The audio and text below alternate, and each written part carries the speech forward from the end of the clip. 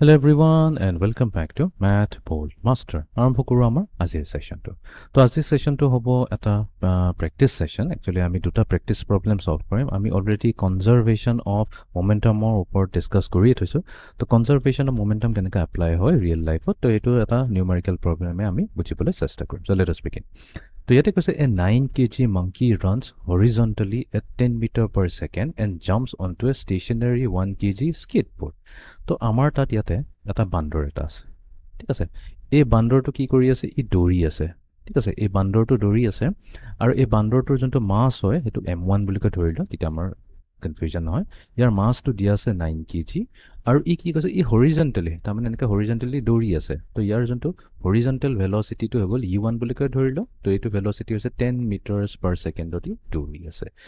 অলপ আগতে কি আছে, ইয়াতে এটা স্কেটবৰ্ড এখন আছে, ঠিক আছে। ইয়াতে স্কেটবৰ্ড আছে, ইয়াতে চকাকেইটা লাগি আছে। স্কেটবৰ্ডটো কি আছিলে, ষ্টেচনাৰী স্কেটবৰ্ড, আৰু এই স্কেটবৰ্ডটোৰ মাছটো দিয়া আছে 1 kg। 1 kg স্কেটবৰ্ড বুলি কৈছে, তো আমি m2 লৈ ল'ম 1 kg, ঠিক আছে। তো এতিয়া ইয়াক কৈছে ষ্টেচনাৰী। ষ্টেচনাৰী মিনিংটো এইটো হৈছে, ষ্টেচনাৰী মানে ইয়াৰ যোনটো ভেলচিটি হয় ইউটো আমি এজিউম কৰিলোঁ স্কেটবৰ্ডৰ ভেলচিটিটো ইউটো বুলি কওঁ। তাৰ ভেলচিটিটো হৈছে 0 মিটাৰ পাৰ ছেকেণ্ড, ঠিক আছে। এতিয়া কি কৈছে, ইগনৰিং ফ্ৰিকশ্যন, আমাক ফ্ৰিকশ্যনটো ইগনৰ কৰিব দিছে। এই যোনটো স্কেটবৰ্ড আৰু গ্ৰাউণ্ডৰ লগত এটা ফ্ৰিকশ্যন সদায় থাকিবই, বাট এইটো আমি এইটো নিউমেৰিকেলটো কৰাৰ সময়ত আমাক এইটো ইগনৰ কৰিব দিছে। সুধিছে যে what is the common speed of the monkey and the skateboard immediately after they stick together. তো তাৰমানে কি হ'ল, ই এইটো বান্দৰটো আহি আহি দৌৰি দৌৰি আহিছিল, তাৰপিছত ই স্কেটবৰ্ডত জঁপিয়াৰ পিছত কি কৰিলে, এই স্কেটৰ ওপৰত আমাৰ এই বান্দৰটো আছে। এতিয়া এই বান্দৰটো ইয়াতে আছে, ঠিক আছে। বান্দৰটো ইয়াতে আছে আৰু এই স্কেটবৰ্ডটো এতিয়া অবভিয়াছলি ই যিহেতু ইয়াৰ ভেলচিটি আছে, তো ইয়াত জঁপিয়াই দিয়াৰ লগে লগে স্কেটবৰ্ডটো কি হ'ব, মুভ কৰিব ধৰিব কিবা এটা ভেলচিটিৰে। চ' লেটছ সে এইটো আমি ভেলচিটি ভি বুলি কওঁ। অ'কে, তো এতিয়া কৈছে what is the common speed. এতিয়া এই কমন স্পীড ভিটো যোনটো হয় সেইটো আমাক কেলকুলেট কৰি উলিয়াব দিছে। আৰু এইটো এতিয়া ক্লাছিক কি হয়, কনজাৰভেশ্যন অফ মোমেন্টামৰ হয়। এতিয়া আমাৰ এটা এইটো জঁপিয়াৰ আগতে এইটো এটা হ'ব, বিকজ এই বান্দৰটোৰ মোমেন্টাম কি হ'ব, বান্দৰটোৰ মোমেন্টাম হ'ব m1 u1 আৰু এই স্কেটবৰ্ডৰ মোমেন্টামটো হ'ব m2 u2। দুইটাকে যদি আমি এড কৰি দিওঁ, সেইটো আমাৰ কি হ'ব, নেট মোমেন্টাম জঁপিয়াৰ আগতে। তাৰপিছত যেতিয়া সিহঁতে জঁপিয়াই দিব, এতিয়াতো কি হ'ব, বান্দৰটোৰ মাছ থাকিব। বান্দৰটোৰ মাছ আমি m1 লৈছোঁ, তো মই এতিয়া কেপিটেল M নলওঁ, m1 লওঁ, m1 লওঁ, বিকজ ই স্কেটবৰ্ডত উঠি দিয়াৰ লগে লগে ভেলচিটি আছে, এইটো mv হ'ব। প্লাছ ইয়াতে কেয়াৰফুল থাকিব, ইয়াতে ইভেন এই স্কেটবৰ্ডটো ল'ব লাগিব, বিকজ স্কেটবৰ্ডটোতো মুভ কৰি আছে, কমন ভেলচিটি ভিৰে মুভ কৰি আছে। তো এইটো m1v প্লাছ m2v হৈ গ'ল। তো এই দুটা ইকুৱেল হ'ব। তো এতিয়া আমি ভেলুবোৰ পুট কৰি দিওঁ। m1 হৈছে কিমান, 9 kg। তাৰপিছত u1 কিমান হৈছে, 10 metre per second. So' 9 kg into 10 metre per second, এইটো হৈ গ'ল। প্লাছ এইফালে আছে m2 u2, m2 কাৰণে কি, এইটো 1 kg, এইটো মাল্টিপ্লাই হ'ব আমাৰ u2 লগত, যোনটো হৈছে 0 মিটাৰ্ছ পাৰ ছেকেণ্ড, হৈ গ'ল। ইকুৱেলছ টু এতিয়া m1 v1। এতিয়া m1 কি হয়, মাংকিটোতো আমি জানোৱে 10 kg হৈ গ'ল। এতিয়া তাৰ কিন্তু আমি ভেলচিটিটো নাজানো, সেইকাৰণে ভি এ ৰাখি থ'ম। চিমিলাৰলি m2 হৈছে আমাৰ 1 kg, ইয়াৰো ভেলচিটি আমি নাজানো, সেইটো আমি চিম্পলি ভি লিখি থ'ম। এতিয়া 9 ইনটু 10 কি হৈ যাব, এইটো 90 হৈ যাব, প্লাছ 1 ইনটু 0 টোতো 0 হৈ গ'ল, ইকুৱেলছ টু এফালে এতিয়া কি হ'ল, 10 kg into V plus 1 kg into V. তো এই দুটাক যদি আমি এড কৰি দিওঁ, আমি কি পাই যাম, 10 প্লাছ 1 আমি পাই যাম কি, ইয়াতে এটা মিষ্টেক হৈ গ'ল। হয়, ইয়াতে 10 kg নহয়, ইয়াতে একচুৱেলি 9 kg হয়, ৰাইট। কাৰণ বান্দৰৰ ৱেইটটোতো 9 kg হে হয়, ইয়াতে কৈ আছে মাছটো 9 kg হয়। চ' 9 kg প্লাছ 1 kg হৈ যাব আমাৰ 10। এইটো হৈ গ'ল 10, আৰু ইয়াতে ভিটো কি হ'ব, মাল্টিপ্লাই হৈছে, 10v হৈ আছে। তো তাৰমানে আমি কি পাইছোঁ, 90 ইকুৱেলছ টু 10v পাইছোঁ।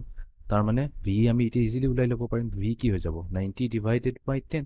তো 10 আৰু 0 গুচি গ'ল, তো আমাৰ তাক কি থাকিল, 9 মিটাৰ পাৰ ছেকেণ্ড। তাৰ মানে এই বান্দৰটো আৰু স্কেটবৰ্ডটো যেতিয়া এটা ছেইম ভেলচিটিৰে যাব, সেই কমন ভেলচিটিটো হ'ব আমাৰ 9।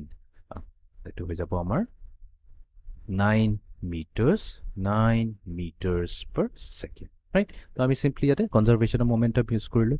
অ'কে, এতিয়া আমি যাওঁ নেক্সট প্ৰব্লেমটোলৈ। So next problemটোত কৈছে যে a 2 kg toy truck travels at 4 meter per second and is about to collide head on with a 1 kg toy car moving at 17 meter per second in the opposite direction. Okay, generally আমি যেতিয়া diagram draw কৰি ল'ম তেতিয়া আমাৰ সদায় easy হয় প্ৰবলেমটো solve কৰা। তো এটা টয় ট্ৰাক দিছে।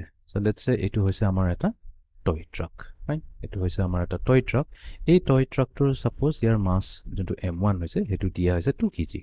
তো m1 হৈছে ইয়াৰ 2 kg আৰু ই কিবা এটা ভেলোচিটিৰে ট্ৰেভেল কৰি আছে সেই ট্ৰেভেলিং ভেলোচিটিটো আমি u1 বুলি কৈ লওঁ তো u1 হৈছে 4 metres per second okay next কি হৈছে and is about two colloid head on তো এটা গাড়ী এখন আছে গাড়ীৰ লগত ই কলাইড কৰিব বাট এতিয়ালৈকে কলাইড কৰা নাই তো আমি এতিয়া কি কৰোঁ এটা টয় কাৰ এটা লৈ লওঁ ঠিক আছে এইটো হৈ গৈছে আমাৰ এটা টয় কাৰ এতিয়া এই টয় কাৰটো কিন্তু কি হৈছে অপজিট ডাইৰেকশ্যনত আহি আছে ঠিক আছে এই টয় কাৰটোৰ মাছটো দিয়া আছে কিমান 1 কেজি টয় কাৰ তো এইটো হৈ গ'ল 1 কেজি বাট ই এটা ভেলোচিটিত আহি আছে u2 এই u2 ভেলোচিটিটো কিমান কৈছে 17 metre per second in opposite direction very important 17 metre per ছেকেণ্ডটো কৈছে বাট এইটো কিন্তু অপজিট ডাইৰেকশ্যন তো তাৰমানে ট্ৰাকৰ যদি ডাইৰেকশ্যনটো আমি এইফালে ৰাইট চাইডে যোৱাটো পজিটিভ লওঁ তেনেহ'লে লেফ্ট চাইডে অহাটোক আমি নেগেটিভ ল'বই লাগিব তো তাৰমানে u2 হৈছে আমাৰ -17 মিটাৰ পাৰ ছেকেণ্ড অ'কে এতিয়া কলিজন হোৱা নাই চ' লেটছ চে ইয়াৰ ইনিচিয়েল মোমেণ্টামটো আমি কেলকুলেট কৰি লওঁ তো ইনিচিয়েল মোমেণ্টাম কি হ'ব m1 u1 plus m2 u2 এইটোৱে হ'ব ইয়াৰ ইনিচিয়েল মোমেণ্টাম কলিজনৰ প্ৰথমতে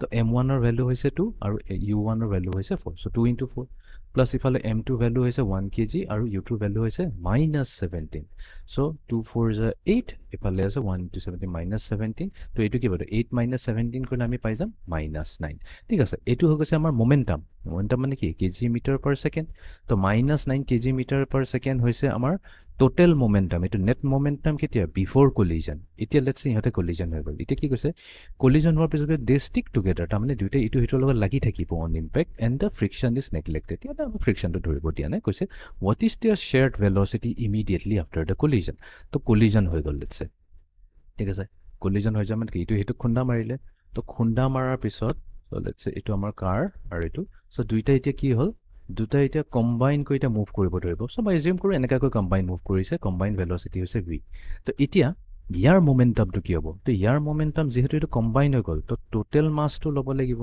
টোটেল মাছ মানে কি আমি m1 ল'ব লাগিব m1 এইটো লৈ লৈছোঁ m1 ট্ৰাকৰ মাছটো হৈ যাব m1 প্লাছ সৰু কাৰটোৰ মাছ হৈছে m2 দুইটাৰে মাছ আমি মাল্টিপ্লাই কৰিম ইনটু এইটো হৈ গৈছে মাছ ইনটু ভেলচিটি এইটোতো হৈ যাব আমাৰ ফাইনেল মোমেণ্টাম তো এইটো আমি ভেলু কেলকুলেট কৰিলোঁ তো m1ৰ ভেলু হৈছে 2 kg m2 ভেলু হৈছে 1 kg ভেলচিটি আমি নাজানো এইটোতো আমি কেলকুলেট কৰি ওলাব লাগিব তো এইটো হৈ যাব ইকুৱেলছ টু 3b তো এতিয়া আমাৰ কি কনজাৰ্ভেশ্যনৰ মোমেণ্টামৰ মতে কি এইটো হৈছে ইনিচিয়েল মোমেণ্টাম এইটো হৈছে ফাইনেল নেট মোমেণ্টাম তো দুইটাটোতো ইকুৱেল হ'ব লাগিব তো আমি ক'ব লাগিব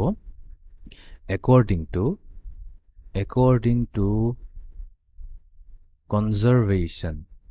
conservation of momentum তো momentum conservation আমি এইটোৱে ক'ব লাগিব যে -9 equals to 3 into v হ'বই লাগিব এইটো তো তাৰমানে v কিমান হৈ গ'ল -9 divided by 3 তাৰমানে কিমান আহিছে -3 আহিছে -3 meters per second তো তাৰমানে আফটাৰ কলিজন সিহঁতৰ ভেলচিটি কি হ'ব কম্বাইন ভেলচিটি হৈ যাব -3 মিটাৰ পাৰ ছেকেণ্ড তো ইয়াতে আমি এটা বস্তু কেয়াৰফুল থাকিব লাগে আমি যোনটো একচুৱেলি এই ডাইৰেকশ্যনটো লৈছোঁ ইয়াতে আমি ভুলকৈ লৈছোঁ তো ই এইফালে নহয় ইয়াৰ একচুৱেলি যোনটো ইয়াৰ কম্বাইন ডাইৰেকশ্যনটো হ'ব এইফালে হ'ব -3 মিটাৰ পাৰ ছেকেণ্ড এইটোৱে হৈ যাব ইয়াৰ ভেলচিটি ই লেফ্ট ছাইডেহে যাব তাৰমানে ট্ৰাকৰ ডাইৰেকশ্যনত নহয় ট্ৰাকটোতো অৰিজিনেলি ৰাইট ছাইডে গৈ আছিলে আৰু গাড়ীখন লেফ্ট ছাইডে আহি আছিলে তো কলিজন হোৱাৰ পিছত কি হ'ব গাড়ীৰ ভেলচিটি যোনটো আছিলে সেইটোৰ ভেলচিটি হৈ পেলাই সিহঁতে -3 মিটাৰ পাৰ ছেকেণ্ডত লেফ্ট ছাইডে যাব অফক'ৰ্ছ ইয়াতে কি হৈছে ইয়াতে আমাৰ প্ৰব্লেমটো এনেকুৱা চালেও বুজি পোৱা যায় বিকজ গাড়ীৰ ভেলচিটিটো ইভেন তো নেগেটিভ ইয়াৰ ভেলচিটিটো 17 metre per second 14 metre per second 4 metre per ছেকেণ্ডতকৈতো খুবেই ডাঙৰ হয়